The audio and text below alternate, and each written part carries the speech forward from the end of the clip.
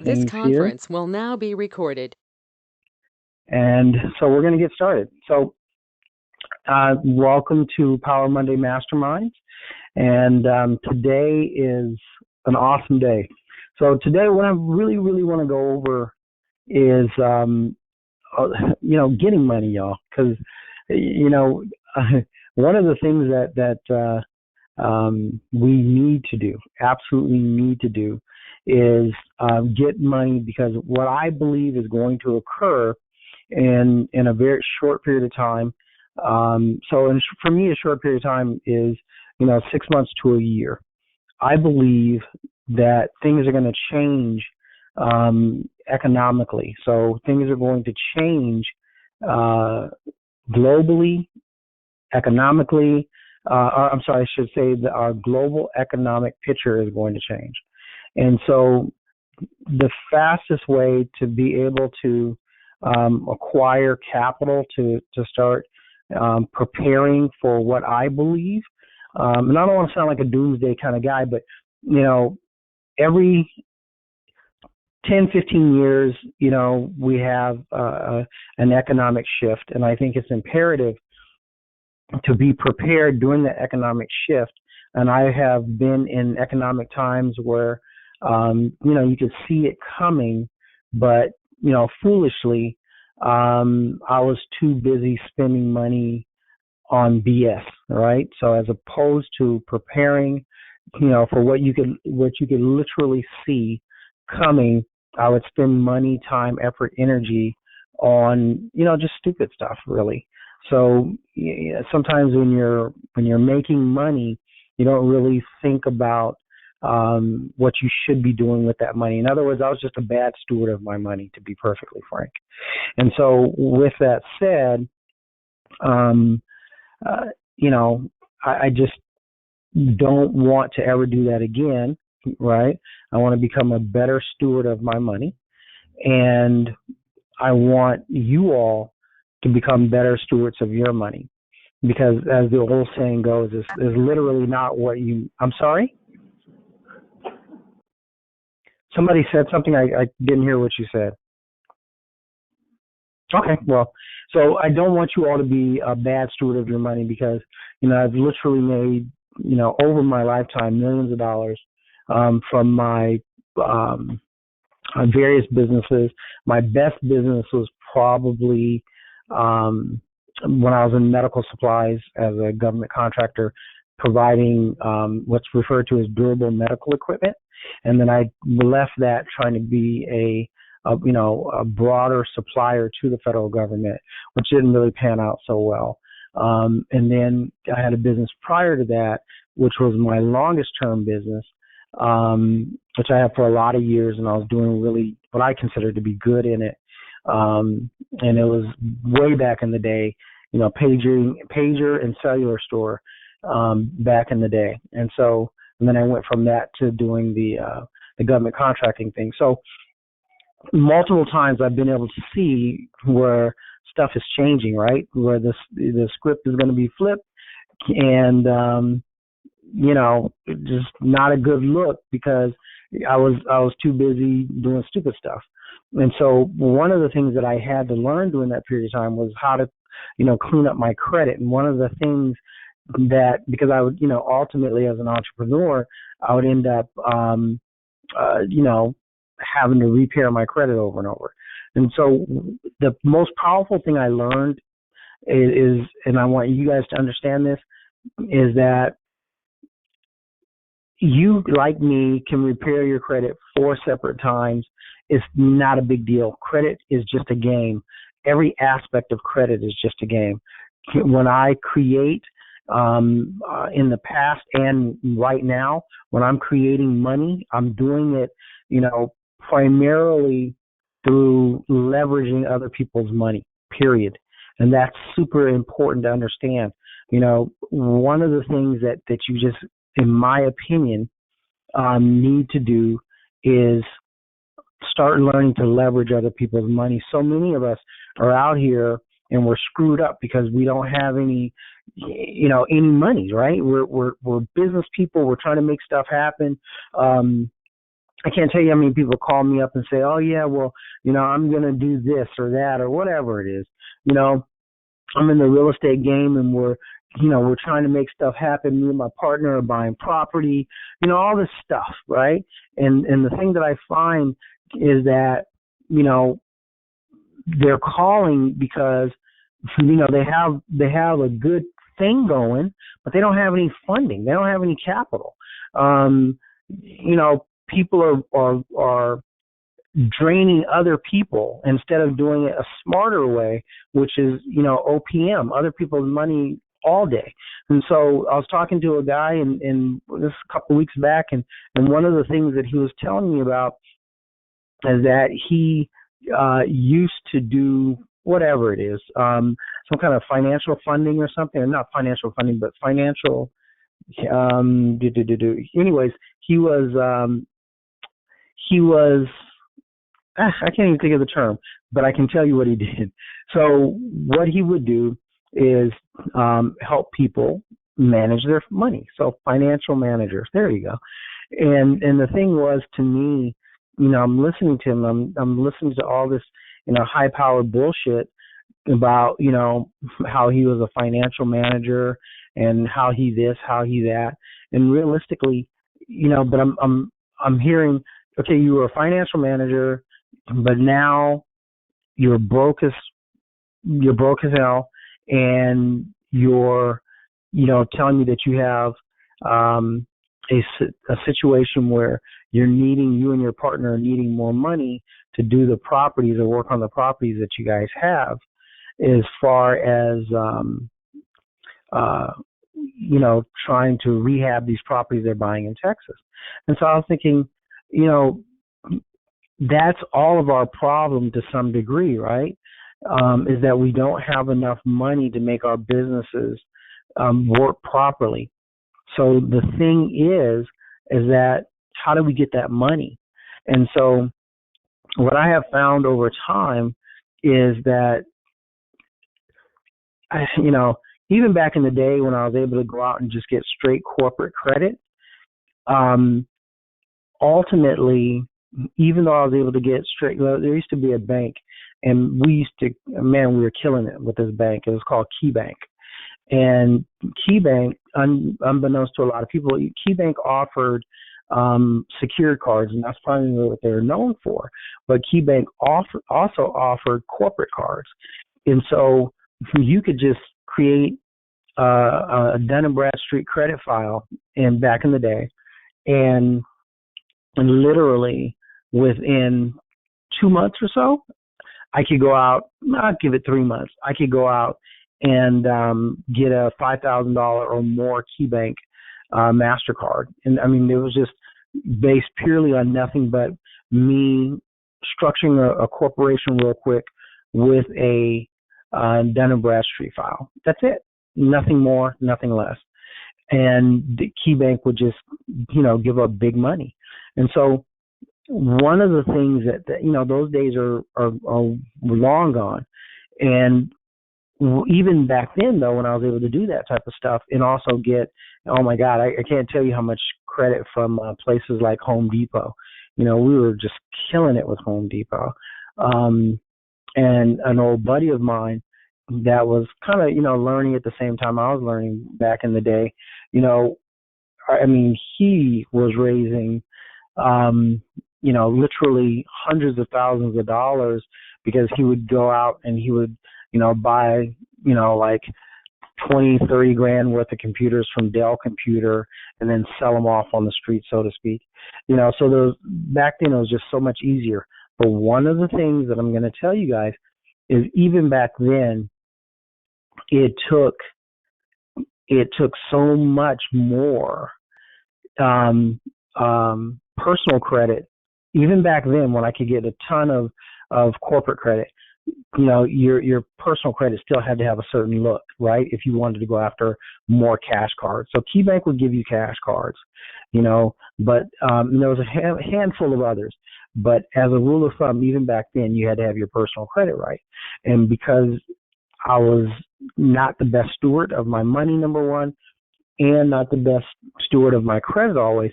I was constantly having to repair my credit and fix it up. And so I told you guys all that preamble so I can get to the real point of this thing.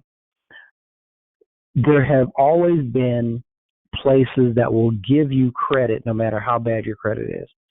And what I would find is just by simply adding these places, like, so nowadays we rely upon My Jewelers Club a lot, right? Because My Jewelers Club, what we find is that our clients get a quick jump, and quick to me is anywhere between 45 and 90 days, right? So that's a quick jump to me. And you can get 40 to 60 points by adding My Jewelers Club. As soon as that first payment hits and you make it in a timely fashion, and then once they report it, it's a really good look. It's a real good look. And there's a slew of places that are just like that. So those of you who have been on the call in the past know that I sent out an ebook to everybody as a freebie with a whole slew of places that they can get credit grantors like My Jewelers Club. But, My Jewelers Club, Ox Funding, the list goes on and on and on. And the thing is that utilizing these type of places will help you prep your credit file. Now, there's a new thing on the block, and I suggest that everybody does this. So the new thing that I'm really feeling right now is Experian. If you sign up with Experian, you can be part of their new program. So Experian, credit monitoring service, they have a new program, which is, crazy awesome. What they do is, and they just launched it the other day. I signed up for it, a couple of months ago, but it was actually launched the other day. And so basically this program is going to take all of your credit cards, all of your bill payments. That's what I meant to say. All of your bill payments. So if you're making a payment every month to, whatever your cell phone carrier is, whatever your utility carrier is, whatever your, whatever, Experian is now going to give you credit for that. Experian is going to now, here's what happens. So you sign up with them, you sign up with this program, it's called Boost. And once you've done that, what ends up happening is you're going to link your account with them, whatever account you use to make your payments, you're going to link that account to Experian. And then every time you make a payment, Experian is going to give you show it as a payment being made. So if you're like here in California, we, at least in my area, we use Southern California Edison. And so my Southern California Edison payments will subsequently show up, and then Experian will give me the subsequent credit for that. So my gas bill, phone bill, all that good stuff, Experian will end up giving me credit for those things. And, can you imagine what that's going to do for your overall credit file? It's just going to be ridiculous, right? Because now you have the ability to take things that you're doing every month anyway and just, get credit for it. You literally have the opportunity right here, right now, to start getting credit for the things that you have to do regularly every month, month in, month out. Can you imagine what that's going to do for your credit score?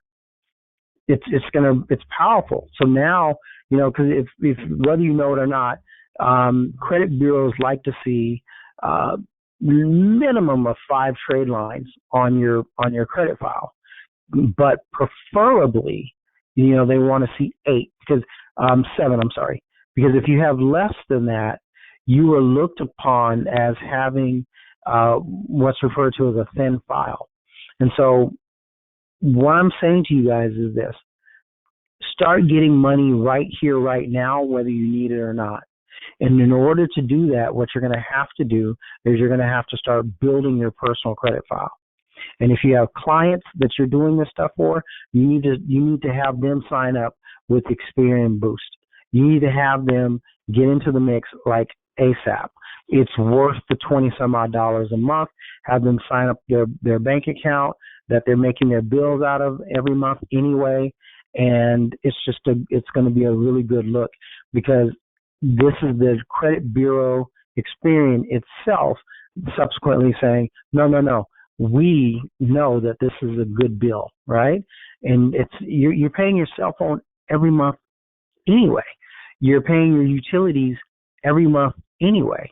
So it only makes sense to me personally that you would be getting credit for that on your credit file, right?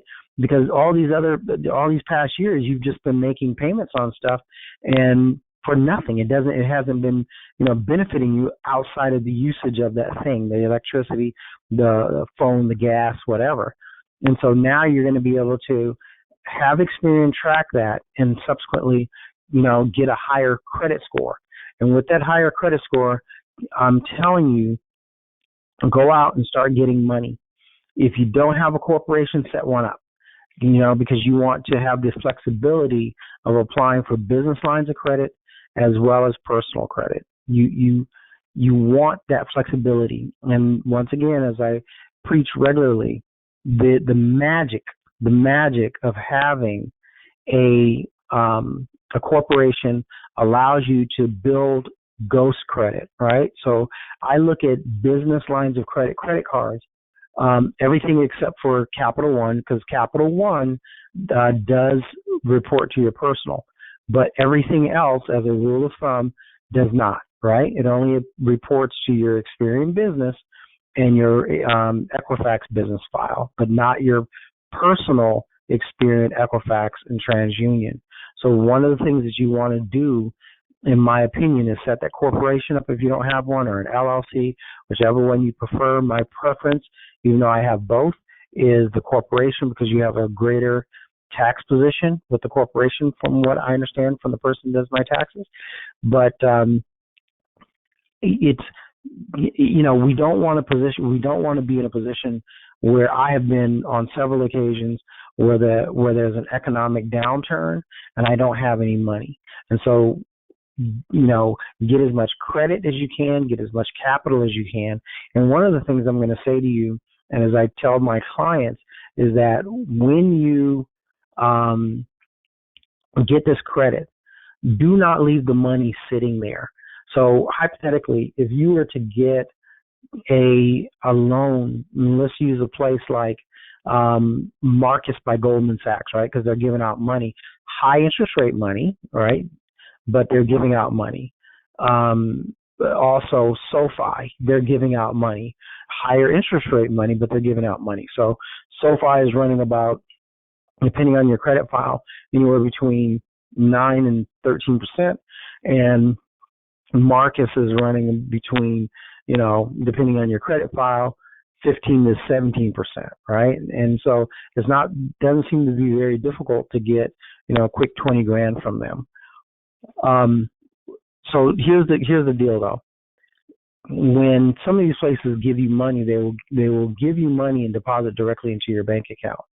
Do not leave that money in that same bank account. Go and put that money in another bank account, because if something goes wrong, according to their agreement, they have the right to snatch that money out of that account. Does that make sense to you guys? So you don't want to leave your money accessible to them or whomever, right? So as you're getting these loans, as you're getting credit, on from your business lines of credit cards. So let's say that you go out and you get an American Express Costco card, right? So that's on your business. So what you're going to do is you're going to take that American Express Costco card and you're going to pull 60% of that money off of there. And the reason it's not a bad look is because on your business credit, it doesn't report the same way. So on your personal credit, you do not want to have a credit card, whether it's a store card or Amex or Visa, MasterCard, Discover, whomever. You do not want to have any type of credit card on your personal credit file that's over that 30% threshold. So simply put, if it's $1,000 credit card, you never want to go over $300, right? Because that's the 30% threshold. And so, but on your business cards, and so you have this American Express Costco business card, and let's call it $1,000 card, but you take off $800 of it. No one gives a crap, because it's a business credit card, and they expect you out doing business. And so what I suggest to people, and what I try to do myself, is I pool money, put it somewhere else, and then have money that are making payments directly on these cards. So, if at all possible, let's say that on average you're on a, I don't know, let's call it a $10,000 credit card. Let's say your payments are going to be $50 a month, just for easy math. And you have, on $8,000 you owe, you know what? I'll even call it $100 a month. So your payments you're going to make are $100 a month, and you owe $8,000 on a $10,000 card.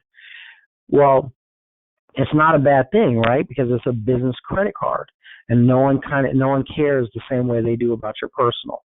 And so what you would do is you would take out of that $8,000 that you pulled off of that card, you would take $600 of it and put it into an account so that for the next 6 months, payments on that card are not a concern. Does that make sense to you guys?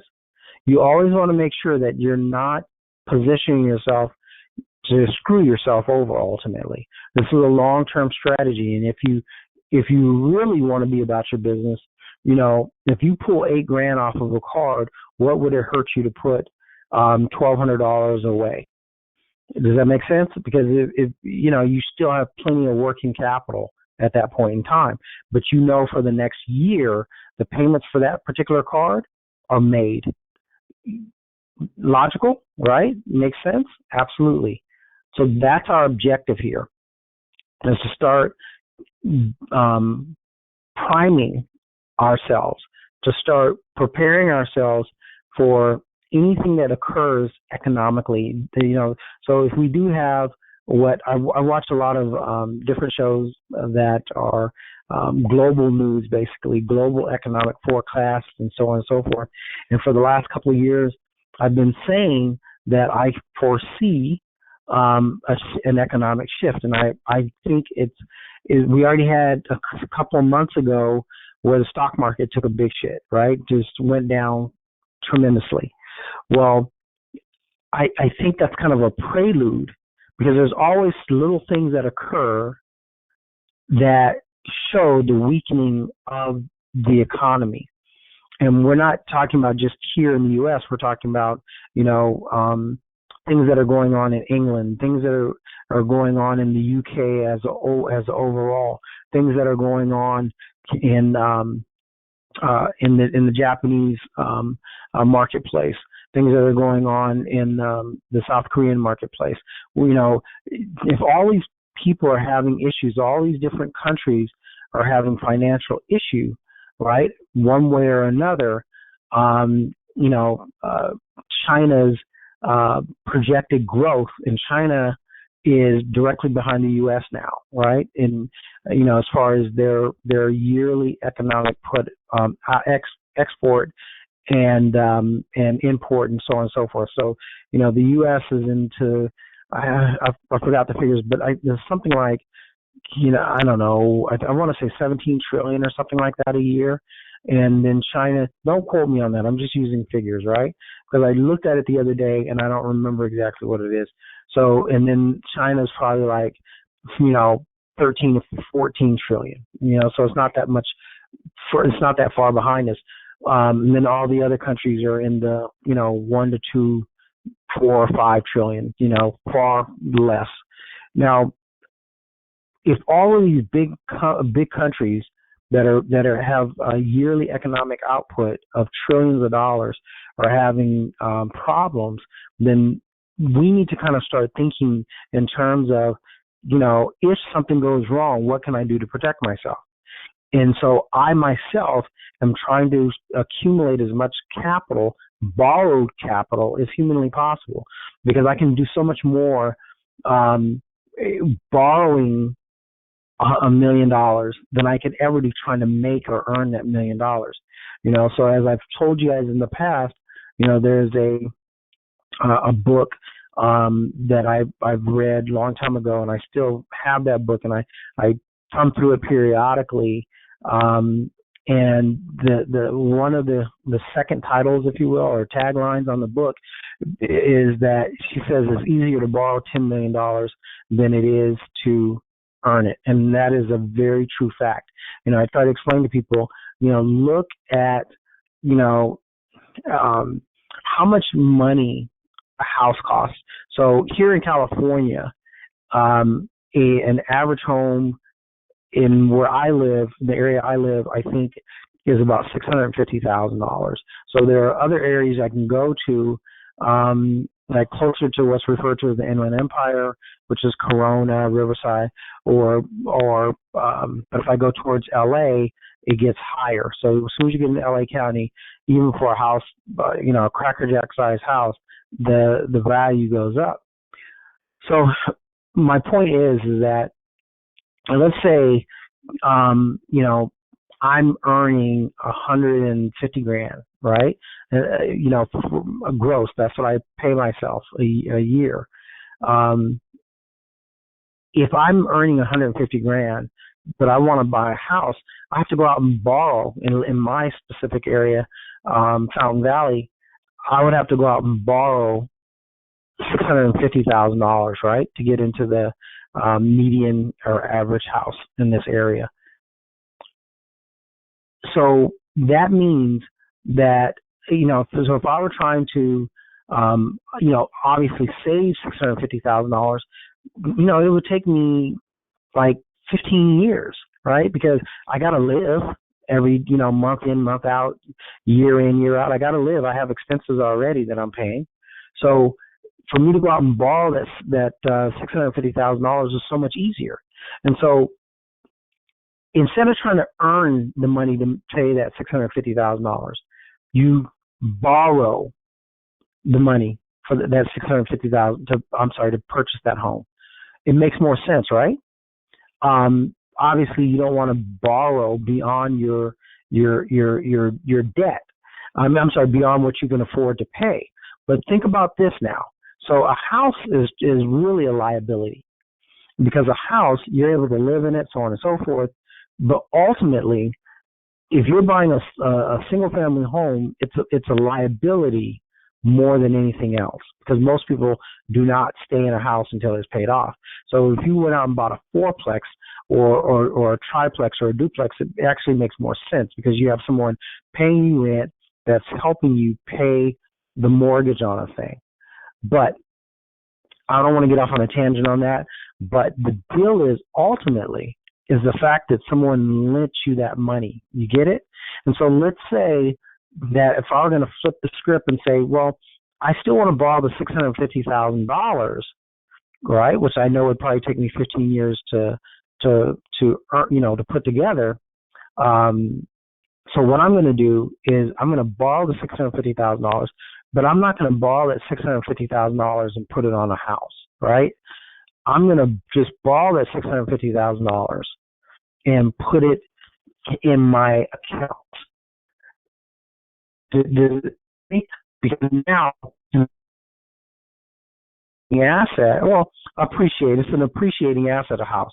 But instead of having an asset that I have to come up with the money every month to make that mortgage payment, I would prefer personally to borrow that $650,000 and put it away, utilize it to make more money, and to prepare myself for the economic downturn.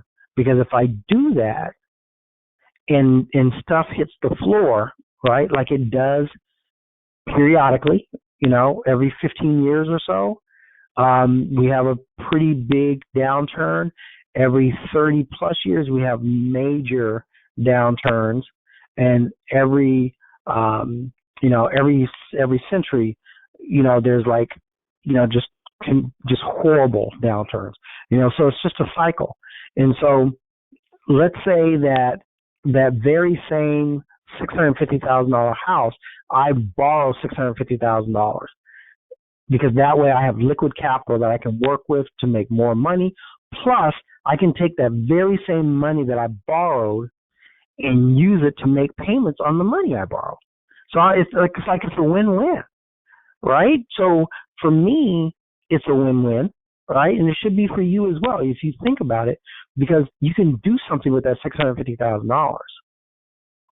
So you take that $650,000, you take a year's worth of payments on that $650,000. This is just an example. Your numbers can be whatever. Your numbers can be $1 million. Your numbers can be $150,000. Your numbers can be $50,000. It doesn't matter. But when you borrow the liquid capital, then what it does is it opens your horizons. So you can take that money, $650,000, whatever the payments would be on it, you could literally put a year's worth of payments aside on that $650,000, making your payments in a timely fashion, building your credit file, and then ultimately what would end up happening is when you are making those kind of payments, month in, month out, people will rush to lend you more money. It's just a fact. Plus, you're going to show that you have stability because you're going to have hundreds of thousands of dollars, or it could be $20,000, $30,000, $50,000, whatever the case may be, but you're going to have thousands of dollars, tens of thousands of dollars, or in what I'm trying to accomplish, hundreds of thousands of dollars, put away workable capital. And when you have, visible, workable capital, people want to give you money. I'm hoping this is making sense to you guys, right? Depreciating assets don't mean a damn thing. Okay, so a house is typically an appreciating asset. So it's not depreciating; it appreciates in value. But if you're going to buy a property, then you need to make sure that property is a appreciating asset. That, in my opinion, so if you're going to buy a property, a house is fantastic, but if you can get a duplex or a fourplex or a triplex, even better. Just my opinion. I'm hoping this is making sense to you guys. You want to make sure that you're moving in a direction where you are expanding your capital position. And so your capital position should be, how can I generate more money? And I'm telling you, earning more money in and of itself should not be your entire picture, because the average person has limitations. So some of us have certain skill sets in the marketplace that you're able to sell, or some of us have knowledge that we're able to sell and double, triple, quadruple ourselves, right? We're able to take our knowledge, distill it, or buy knowledge and distill it down into an ebook or into a video series or whatever, and then sell it. So you typically are going to make more money, or you know how to buy products and at deep discount and then subsequently sell those. Okay, so you're going to make more money. But as the average person that I speak with, they're doing single activity things. In other words, they are everything, right? So I buy and sell real estate. I'm, thinking about the guy that I was talking to. So that is a singular activity. He buys and sells real estate. So, he's going to do, probably good money, but it's still a singular activity. So there's more money in expanding yourself, where you're duplicating yourself, your knowledge in some fashion or form. But even going back to the guy that buys real estate, he's going to make decent money every time he buys, rehabs, flips a property. So he's going to make good money doing that. But the problem is ultimately he is still limited. If he's able to make $100,000 a year, and then he could probably borrow $300,000 a year. He could probably have lines of credit that are available to him at $300,000 a year. And then if he manipulates those lines of credit properly, then what he will be able to do is turn that into $500,000 or $1 million, right? Even though his personal income has not changed, the more money he has, the greater story he can tell, because you got to remember, as I've stated in Power Monday Mastermind call after call, it's about the story that you create, right? Because they don't know crap about you other than what you are telling them. And so you have to make it a point to tell your story the way you want them to understand it. So I just want to throw this in there. Even when I wasn't making $144,000 a year, I always said I was. Even when all my stuff went completely upside down and I was flat broke, like, damn it, things are bad, I was still putting $144,000 on my applications. Does that make sense? Because, they will base the story on what you tell them, or they're going to base the story on what they decide it is. And so it should always be what you're telling the world, right? Your story should be what you say. If you look around the world and everybody who's ever conquered any other people, the story always makes them out to be heroes, right? And the conquered people they'll have nothing to say because they're conquered. So it's the same thing when you're dealing with credit. Either you are going to be the conquered person or you're going to be the conqueror. And if you're the conqueror, you need to tell your story. You need to say, I make $150,000 a year. I make $146 a year. I make, whatever odd number you can think of. You need to start saying that, whether you make it right here, right now, or you don't. You need to start flipping the script. And even on my personal, on my experience, credit monitoring, if you were to look on there, it tells you, my income is 144. It says it on there. So anytime somebody runs my my credit file, that's what they're being told. They're being told the story that I choose. And that's the same thing with any type of credit, business, corporate, personal. You've got to tell your story. So getting back to this whole thing about the money thing is, I want you guys, I don't give a shit what it takes, start flipping the script on your personal credit file. Start changing your story, and then start going after as much monies as you can. Even if you don't have a use for that money, I don't give a shit. Even if you don't have a use for that money, get the money, be disciplined, be a good steward of your money, right? As I'm learning to do. Be a good steward of your money, hugely important. Be a good steward of your money and start taking your funds, putting it aside, and put other monies into another account so that you can make payments automatically, month in and month out. Put 6 months to a year, preferably a year. If somebody gives you a $10,000 credit card, especially business, strip that credit card down. Take the money off of it. Leave maybe 20% on there. Take the rest of that money, put it into a bank account. We've already talked about how the fact that banks rate your account on a 1 through 5 scale. When you start putting $10,000 or more in there, the bank looks at you differently. So think about it. If you borrow, $100,000 from various, credit grantors, and then you take that money and you just plop it into a bank account somewhere. And remember, you're disciplined, right? You plop that money into an account. Now it makes everybody want to do business with you because you're showing that you have liquid assets. And so it tells a certain picture. I'm sorry, it depicts a certain picture about you. It tells a story in and of itself. The old adage, a picture is worth 1,000 words. Well, you know what? So is a bank account.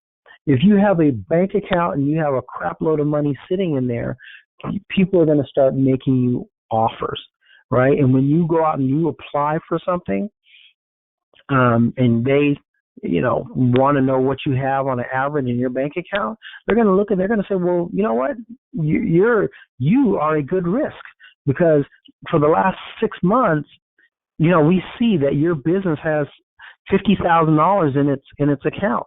So even if they give you in the form of business credit, even if they were to give you let's call it, I don't know, an extra $25,000, isn't their $25,000 in your account better than being back in their account? I mean, it's just logical, y'all.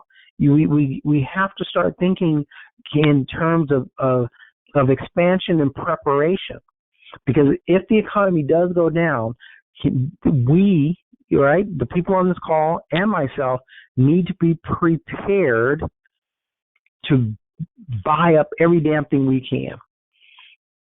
You see what I'm saying? Because that's when rich people get rich.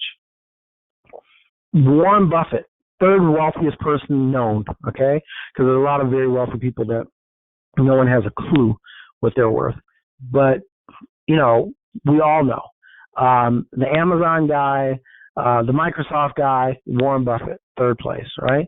And, they're like Warren Buffett. He said over and over and over again, you buy when there's blood in the streets. You buy when everything else is falling apart. But how are you able to do that if you're not prepared, if you're not ready? You know what I'm saying? So I've seen people over and over and over again. I remember running my mouth, right, when the economy took a complete dump. I remember running my mouth like an idiot, talking all this talk. Oh man, yeah, oh yeah. AIG is down to 52 cents. Yeah, it was like 50 some odd dollars. It's down to 52 cents. Oh yeah, I think everybody should get some of that. My dumb ass didn't buy any. You see what I mean? And they were bailed out by our tax dollars. And so it's crazy that I didn't take advantage of that. Even if I had just bought $500 worth, $1,000 worth, it would have changed my existence in a big way. So this next come around, which in my opinion is coming, right? When things I believe are going to take a big dump, I'm telling you guys, get prepared right here, right now. Get your money right. Do whatever necessary to get your credit right. And in my opinion, one of the fastest ways to start getting your credit right is to start populating your credit with more positives. Even if you have some derogatories that you're working on, start populating your credit with more positives. The reason I like, the My Jewelers clubs of the world is because they're going to help you expand your credit and show it a different way. And there's plenty of places like My Jewelers Club and Ox Funding and all that crap, there's plenty of those. And the reason that they're so good is because they will give you for My Jewelers Club, and there's others like them, exactly like them. They'll give you a $5,000 credit line for a total of $200 invested and less than $30 a month. So let's just say if you had 3 of those, right? And you're paying each one of them $25 a month to report to all 3 bureaus. Dude, isn't that worth it? Because now you're showing, people trust you with $5,000 here, $1,500 there, another $5,000 over there. That expands your overall credit look. It tells a different story about who you are, because that's important. If you have a bunch of $300 Capital One cards, no one gives a shit. right? You a bunch of $300 Capital One cards, or some other stupid stuff. It's that is not the route. You need to have expansive credit, because the truth of the matter is, if you have a bunch of little bitty credit on your credit file, then that's all the credit you're going to get.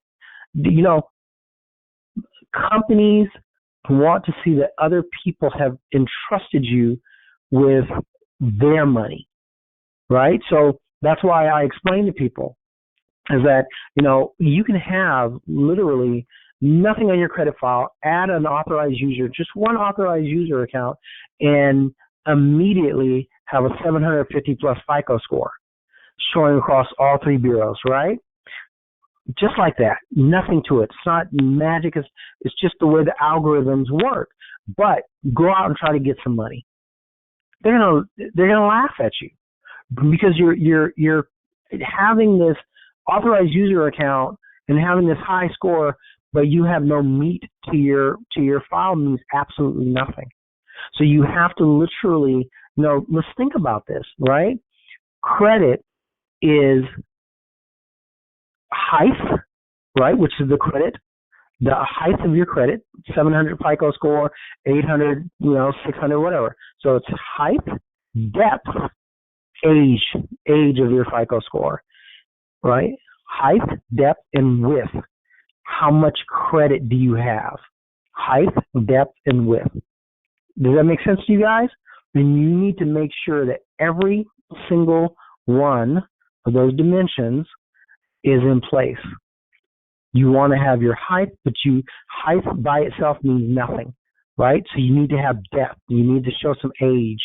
And that is what your authorized user account should be for, to give you some age. Then you want that width. You want to have it so that you have, I was talking to my business partner, my dearest friend, Dee, yesterday, and she was like, oh, I have this, and this, and I was like, oh, dude, your score looks good because you have all these store cards, looks good. You have all these store cards, you have some credit cards, car payment, you have this, you have that. You want that good mix of credit, and any one of you can run your credit file, and you'll see at the very bottom of your credit file, I talk about this all the time, is that they tell you about your credit mix, and it'll tell you it's poor, fair, or good, and you want a good credit mix. You want a mix of various types of credit showing on your credit file, because they're telling you point blank that will help, and within their algorithms, that will help you get a higher score. And those are the things that we need to start looking at, and we need to do all those things that they're telling us, right? Literally, if you go to FICO.com, Experian, Equifax, TransUnion, you go to any of them, they will tell you what they're looking for. They will tell you how to play their game, right? And so I'm giving you guys some tips and some tricks. If you want to expand your credit file in a good way, join Experian Credit Monitoring, sign up for their Boost program, and start listing. Connect to an account where you pay your bills out of it, because then they will start tracking that and subsequently giving you the credit you deserve. They will report it on Experian and subsequently give you the credit you deserve for paying out that money every month. Make your utility bills start to work for you. Okay? And for those of you who are renting, you need to go out and sign up with Rent Tracks, Rent Reporter, or Rental Karma. Sign up with those, because you're paying rent anyway. And if you're paying rent anyway, get that shit reported. Get it reported. Start utilizing. Look, for a lot of people, if you're paying out anywhere close to $1,000, in California it's a lot more than that, but if you're paying out anywhere close to $1,000 per month in rent, even $800, $500 a month in rent, you need to start getting that rent reported regularly, right? You need to go to one of these, Rental Karma, just the three I just mentioned, right? And you need to get that reported, man. You need to help. If you're going to pay out money, how can you make that money that you pay out work for you? I really hope, because we're coming at the end of this call and I've been just running my mouth, but I'm truly hoping that I'm giving you guys like golden nuggets, like real golden nuggets, because it's important. Expand your base of credit. If you only have a few things on your credit file, try to get 7 things across your credit file. If you have to utilize places like which are good to do, places like I just mentioned, Ox Funding and My Jewelers Club, you guys you need to do that, and then join this new program with Experian. If you're renting, you need to get credit on your credit. That's funny. You need to get credit, right, in both ways, for those monthly payments that you're making in rent. You need to, it needs to be showing. It needs to show up on your credit file. Utilize this stuff. Make it work for you, because you're paying it anyway. If once again on the Boost thing, it will literally report your $50 or $100 or whatever you're paying cell phone bill every month, right? And it's the bureaus saying it. So the bureaus have already figured it out in their algorithm how they're going to report it. And there's the Fair Credit Reporting Act. So there's certain laws that they have to follow.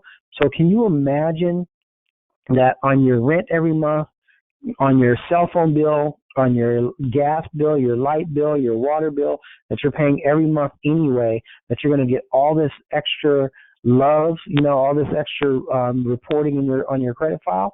It's ridiculous. It's just like the best thing that can happen. And then as your credit file builds, if those of you who are not incorporated, you need to incorporate. You need to incorporate like now, right? And once you get yourself incorporated,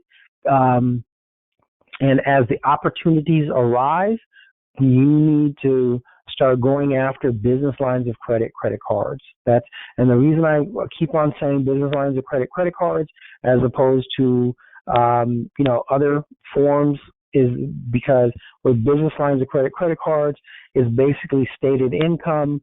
So as you put down this new you, as you're creating this new appearance as far as your credit goes, that's going to be phenomenally good for you, right? So I don't care what you were putting on your applications before. You need to change it. You need to change it starting today.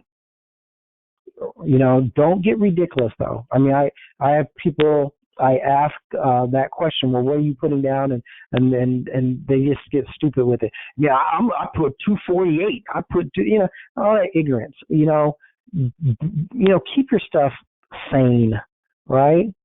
What would a good job in your area pay? So if you're in California, a good job would pay between $100,000 and $150,000, right? So make your numbers something like that. If you're in, Louisiana, a good job would pay maybe between $60,000 and $100,000, because it's just a different economic picture in different parts of the country. And so whatever you find that a good job would pay, something within reason, within your region, that's what you should say your personal income is. And then whatever you say your business is going to make, your business should typically be 2.5 times. So if you're saying that, oh yeah, I'm like I say regularly, $144,000. My business does. I think we reported 237 last year or something like that. So you get my point. So your business should be, somewhere in that neighborhood. You know what I mean? Double plus a half or something. That you're going to start reporting for your business. But keep it within reason, because when it's too high, then there's more questions that are going to be asked. So, and I want to make something clear also. I'm not opposed to people going out and getting loans, right? So if you were to go out and get a loan from like one of the places I mentioned earlier, it's not a bad look, because with that loan, let's say if you went to SoFi, or you went to Marcus by Goldman Sachs. I'm sorry about that. I was having brain fade. If you went to one of those and they gave you a $20,000 loan, okay, and on your personal, okay, not a big deal, right? Because what you can do with that money is you can take that money, even if you don't have anything to do with, any place to place it. You can take that money, put it aside, okay, in different accounts than they ship the money to. Very important. You never want to leave it in the same account that they deposit the money into. Put it in a different account. Let that money sit. Make payments from the account that they deposited the money into. Take a year's worth of payments. So if they gave you $20,000 and your payments are going to be, for them, they're high interest rate. So let's say that your payments are going to be $400 a month, right? And so for that $400 a month, that's $4,800 for the year. Take $4,800, plop it in there, let the payments be made for a year. Your credit's going to look stellar, right? Because for an entire year, month in, month out, your payments are being made, no questions asked. So that's what I would do. And then you take the rest of that money, hold it for something that's solid. Don't spend it on BS. Don't spend it on a car down payment or a car. Don't spend it on whatever stupid stuff we can think of as human beings. Take that money, utilize it for solid investment or to grow your business. The $16,000 that's left over. That's what I would do. That's what I would suggest you do. Or take that money, if you find a good deal on a trade line or you find a good way to help improve your credit score overall, then I would take some of that money, $1,000 or $2,000, and invest it in getting your credit repaired if that's necessary, building on your credit, all that good stuff. Because as those payments are being made, does this make sense to you guys? As those payments are being made, what will end up happening is your credit file is going to increase immensely.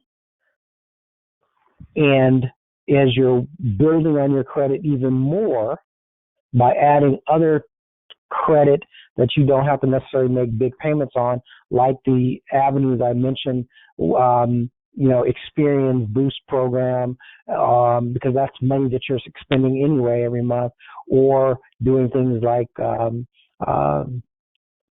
My Jewelers Club and all that stuff. Expanding your credit, and then doing whatever you can also to expand how your business looks. So I tell a lot of people they don't have any money. They come to me. I tell them, look, go to Fiverr. You set up your business. Go to Fiverr. Get your business address, your business phone number, and your business email address.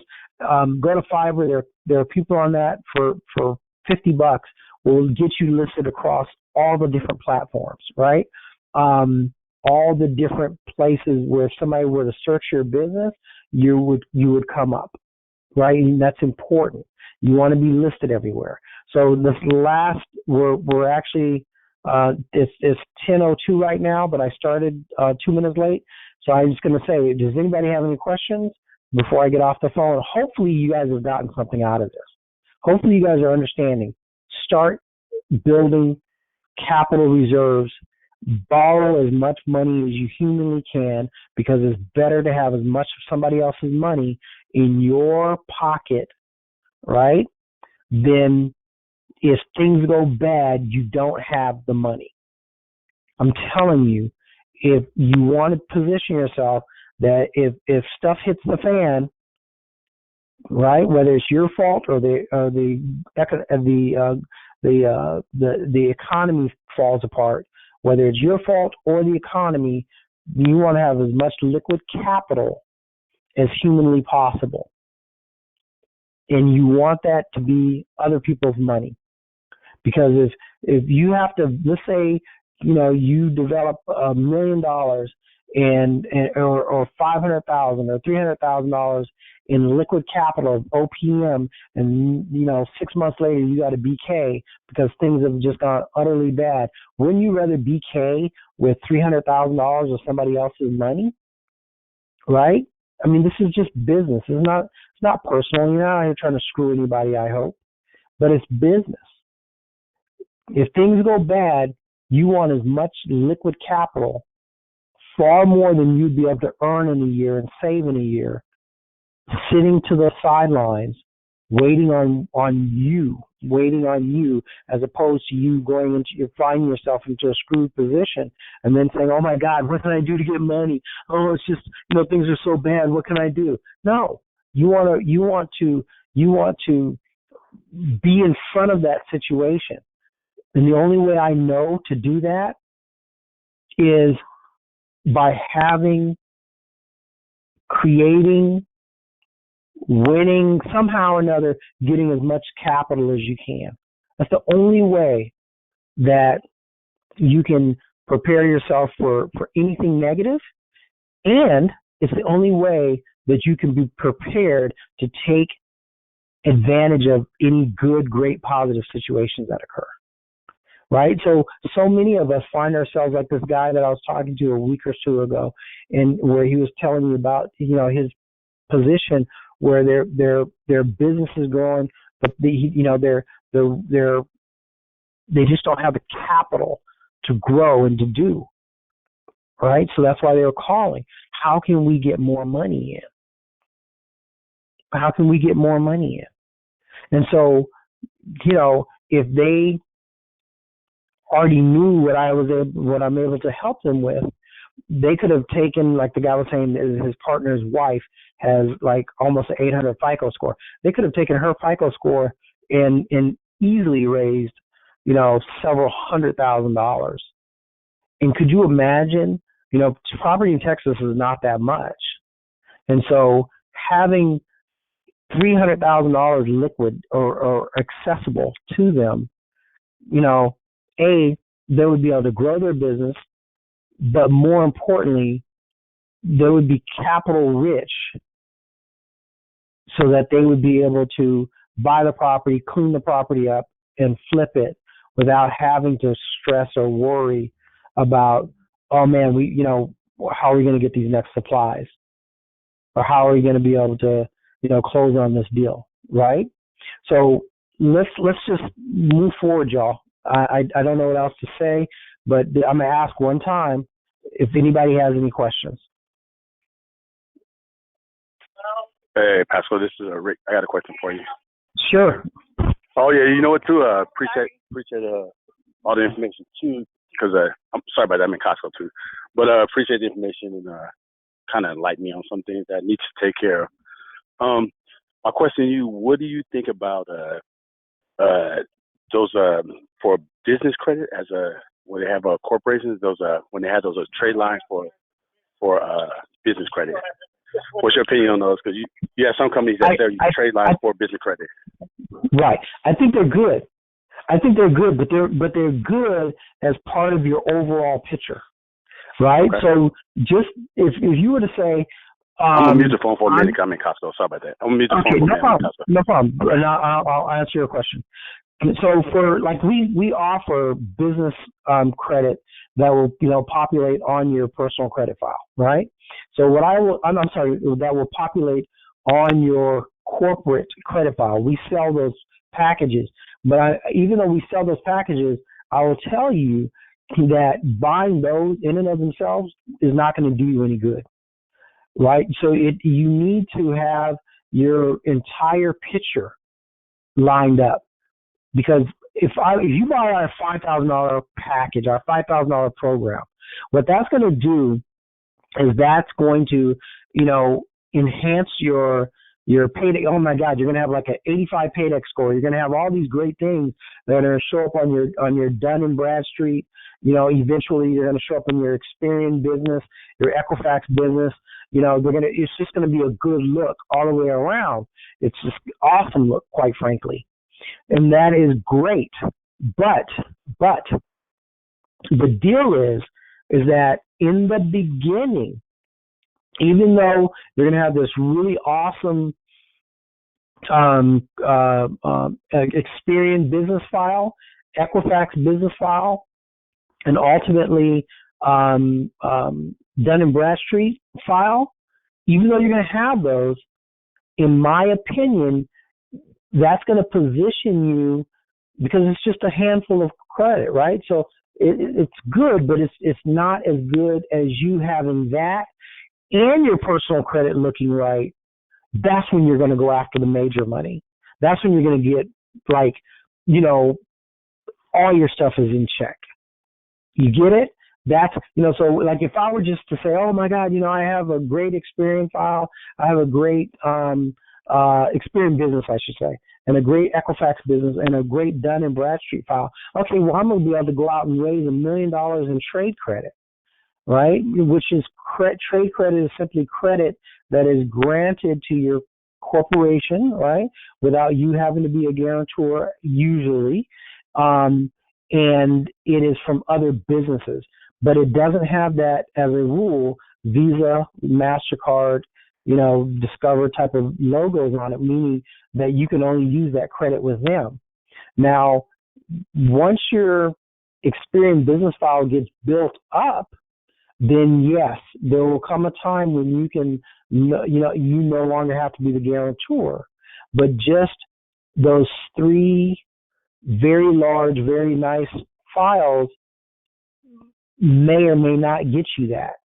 So that's why it's going to be imperative, in my opinion, to have your stuff looking right across the board.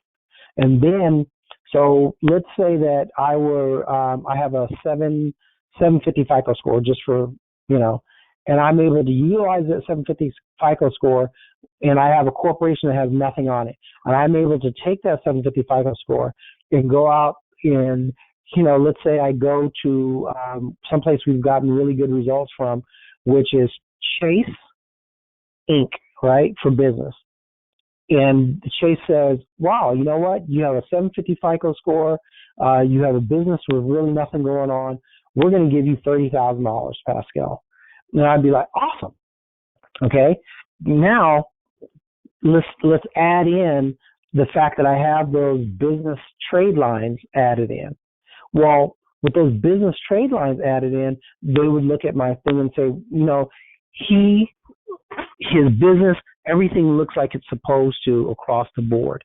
So instead of getting that $30,000, they might give me $40,000 or $50,000. You see the difference? Because now everything is lining up. I look like I'm supposed to. My business looks like it's supposed to. Everything is lining up. So now I'm positioned to get more money like I'm supposed to be doing. Right? So this is all a game, folks. And it's how you play the game. Positioning. So I hope that answered the question properly. So, if it didn't pop back on and tell me I didn't answer your question, and, I'll try to do my best to rephrase it. Does anybody else have any questions before we jump off this call? It's me, Rick, again. Okay. I don't mean to bug you a bunch of questions. No, you're not bugging at all. That's what this call is about. Yeah, so I understand what you're talking about business-wise. That goes into what you were speaking earlier with the going height and depth that you explained about. So it's the same concept as personal and business. So, yeah. Right? Am I correct? Yes. So I understand that part. Now, there have been like people ask me like, when they when they're trying to do business, they ask me like, can you use CPN to use that for business, that as part of your personal, and to build a business credit with that? Some people say no, some people say yes. Okay, here's the answer. The answer unequivocally is absolutely people do it, and I've seen it done.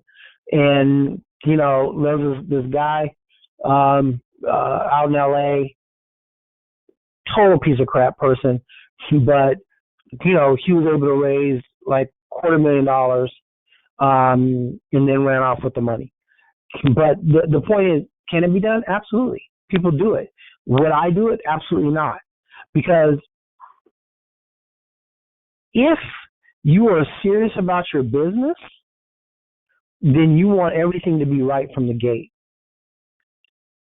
If you're serious about your business, you don't want to use a CPN, because the problem with the CPN, and as you all know, I sell programs that offer CPNs every single day of the week. The problem with the CPN is a CPN can be collapsed very easily. And if you build some personal stuff off of it, who cares? But I always think of businesses in terms of long-term growth, getting real money kind of thing. You know what I mean?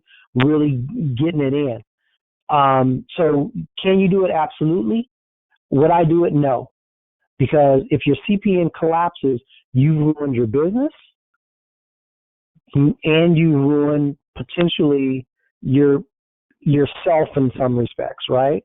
Because when you're trying to do bigger things, you start going after bigger money, there's more eyeballs that will be on you when things collapse. So if you were just going after basic consumer stuff and it went awry, no big deal, because if you look at what the FBI says on their website, as long as you don't have the intent of fraud, on the FBI website, it indicates that CPNs are perfectly legal. So you want to consider all of that. But when you start doing business stuff, it kind of takes it out of the parameters of what they say a CPN should be used for. Hopefully that answers your question. People do it though. I'm sorry?